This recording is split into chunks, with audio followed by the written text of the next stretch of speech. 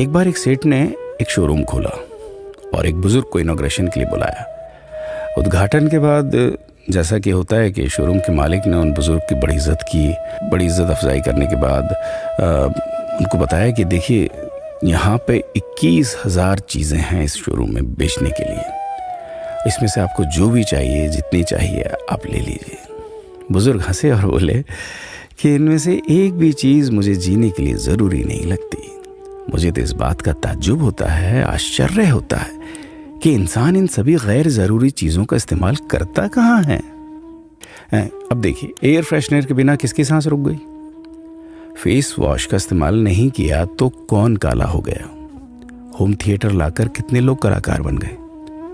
Conditioner से किसके बाल मुलायम और काले हुए हैं? अरे, जो डाइनिंग टेबल यूज़ करते हैं, क्या उनके घुटने नहीं दुखते? थोड़ा दिमाग पर जोर डालकर याद कीजिए कि हैंड वॉश के बिना आपके किस दादा के पेट में कीड़े हो गए थे। अगर हम डीओ मारकर निकलते हैं तो क्या लोग हमें सूंघने आते हैं? एक्चुअल में तो हम सभी इस प्रकृति को चुनौती दे रहे हैं, वरना बुगला जो होता है वो शैम्पू से नहाता है क्या? मोर अपने रंगों को संवारने या बचाने के लिए कौन सा कंडीशनर या फेस वॉश इस्तेमाल करता है? कभी किसी बिल्ली को मोतियाबिंद होता देखा है? किसी खरगोश के बाल कभी गिरते हुए या सफ़ेद होते हुए देखे हैं? इनहेलर या बाम के बिना भी कुत्ते के सूंघने की क्षमता उतनी ही तेज है। मधुमक्खी का शुगर लेवल बिना दवाई के भी कंट्रोल में ही है।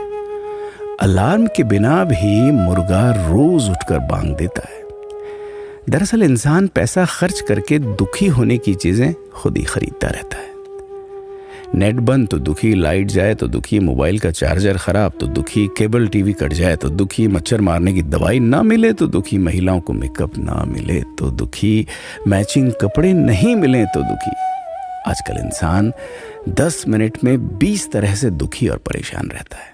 बाकी तो गुड़ की रोटी या प्याज रोटी खाकर हाथों का तकिया बनाकर पीपल के नीचे जो आराम से सो जाता है, उसे दुखी करने के लिए तो फरिश्तों को नीचे आना पड़ता है। ये सब देखा देखी का खेल है।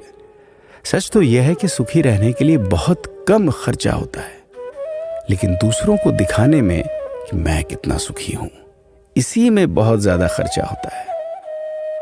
जैसे जैसे सुविधाएं बढ़ रही हैं, दुखी होने के रास्ते भी खुलते जा रहे हैं। अगर आपको ये सब सच लगता है तो लोगों को जागृत कीजिए और फिजूल खर्च से बचाइए। दोस्तों, खुद सुखी होने के लिए खर्च कीजिए, दूसरों को दिखाने के लिए नहीं।